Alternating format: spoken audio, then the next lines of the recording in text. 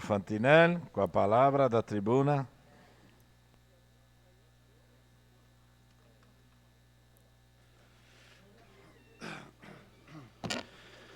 Senhor presidente, membros da mesa, queridos colegas, vereadores, pessoal de casa que nos acompanha.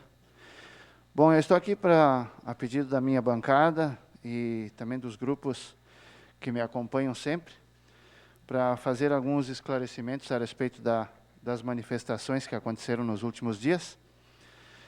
Então, eu estou aqui para transmitir os dados oficiais, né? Então, as manifestações contra o governo Jair Bolsonaro tiveram baixa adesão em todo o país. Protestos convocados pelo MBL, Vem para a Rua e Livres, e também da esquerda, foram articulados em paralelo aos atos de 7 de setembro, mas não tomaram as ruas das principais cidades brasileiras. Em São Paulo, segundo o levantamento do Centro de Operações da Polícia Militar, o Copom, aproximadamente 6.000 pessoas participaram da manifestação na Avenida Paulista até o meio da tarde.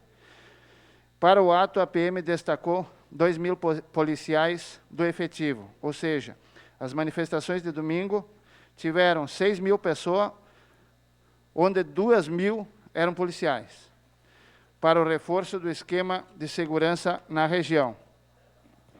Nos atos de 7 de setembro, o Copom havia estimado a presença de 125.000 manifestantes pró-governo. Em termos comparativos, o público presente nesse domingo representa pouco menos de 5% do total do ato governista. Em Brasília, o ato teve a participação de aproximadamente 700 pessoas, no auge da manifestação, que se concentrou nas proximidades da Biblioteca Nacional. No 7 de setembro, foram 105.000 pessoas. A baixa adesão da população aos protestos contra o governo federal possui vários motivos. A falta de liderança, de credibilidade e o histórico mais recente de corrupção endêmica promovida pelos governos passados. São fatos apontados por especialistas. As manifestações demonstram claramente que a vasta maioria da população apoia as ações do governo federal. Isso se refletiu significativamente em todos os protestos. É inegável que a imensa maioria está ao lado do nosso presidente.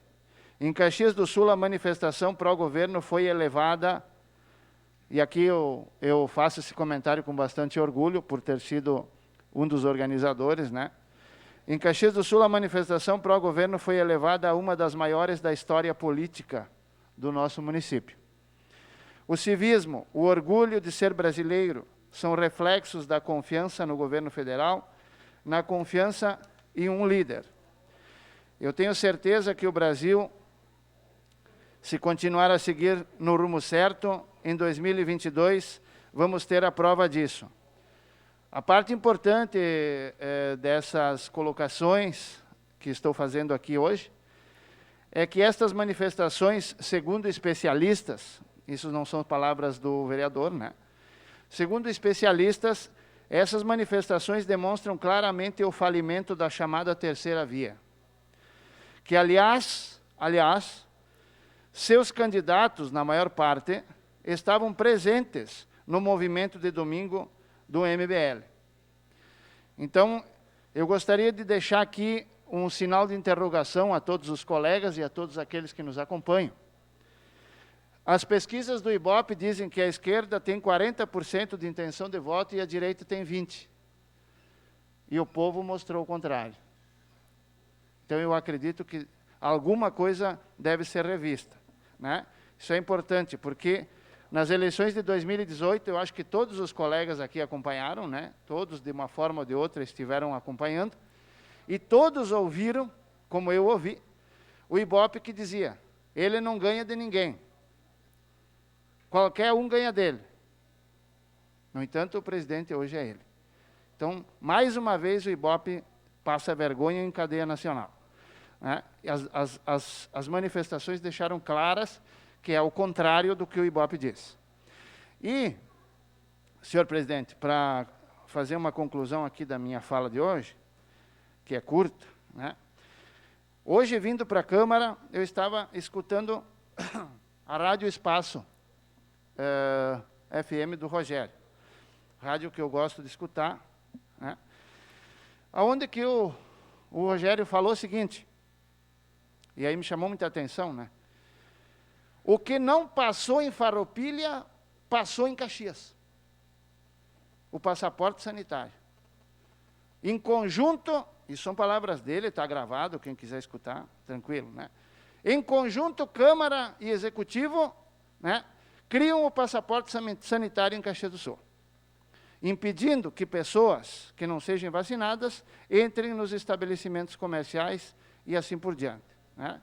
Porque se entrarem, os estabelecimentos terão horário cortado, correto? Isso foi o que ele falou.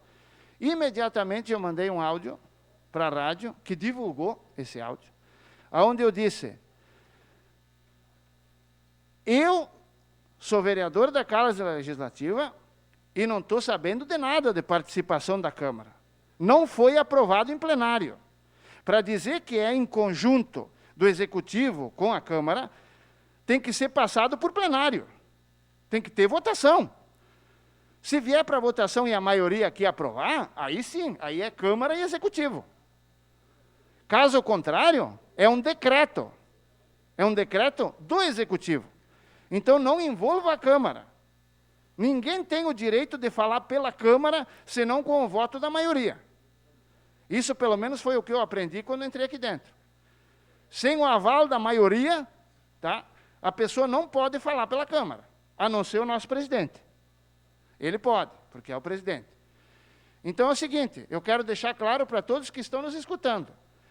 Essa decisão do passaporte sanitário, ela é única e exclusivamente do Executivo. Se teve alguma indicação por parte de vereadores, tudo bem. Se responsabilize quem fez a indicação. Agora, dizer que essa casa em conjunto com o Executivo, não, daí tem alguma coisa errada. Porque eu não participei disso. E desde o começo eu deixei muito claro, né? A Constituição diz o seguinte, no artigo 5º, inciso 2º, ninguém é obrigado a fazer aquilo que não quer, a não ser por lei, né? Então a lei está aqui, ó. A lei foi feita pelo Executivo, através de um decreto. Então isso exime a Constituição. A responsabilidade é do Executivo. Então não venham ali fora me atacar eu, nas redes sociais, porque vocês, vereadores, criaram, junto com a Prefeitura, o passaporte. Não. Vocês, vereadores, coisa nenhuma. Uma parte, vereador Fantinel. Vocês, vereadores, coisa nenhuma. Então eu quero deixar bem claro, isso aqui não tem nada a ver, eu não estou nem entrando no mérito de vacina, tá? Não estou entrando no mérito da vacina. Eu estou me referindo ao que a Constituição diz e como é que funciona. Então, eu só não quero que ali fora da porta as pessoas digam, os vereadores. Não, bom, então, se teve algum vereador que fez a indicação, vai cobrar dele. Mas ele não pode falar em nome da Câmara.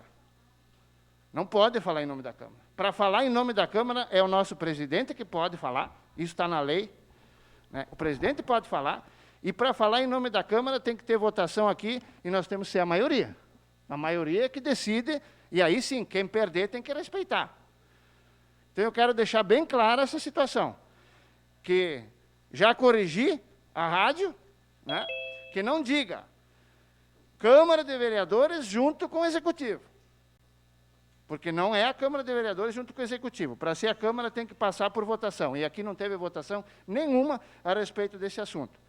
E eu vou mais longe. Existiriam outras formas de fazer com que as pessoas se vacinassem, sem ter que tirar o direito de ir e vir das pessoas. Por que não exigem o mesmo teste que eu fiz? Eu fiz há 6 meses, essa semana aqui, segunda-feira, eu fiz de novo, daqui 7 dias vem o resultado, né? Se eu não tiver os anticorpos, eu vou me vacinar, porque daí eu tenho que respeitar o decreto. Mas se eu tiver os anticorpos, eu não sou obrigado a me vacinar. Só que eu tendo na minha mão a comprovação que eu tenho os anticorpos, Mesmo assim, eu não vou poder entrar no estabelecimento, por causa desse decreto. Porque o decreto ele não dá uma segunda via, ele só dá uma, a vacina. Eu peço desculpas, vereador Valinho, que o tempo terminou. Obrigado, senhor presidente. Próximo inscrito.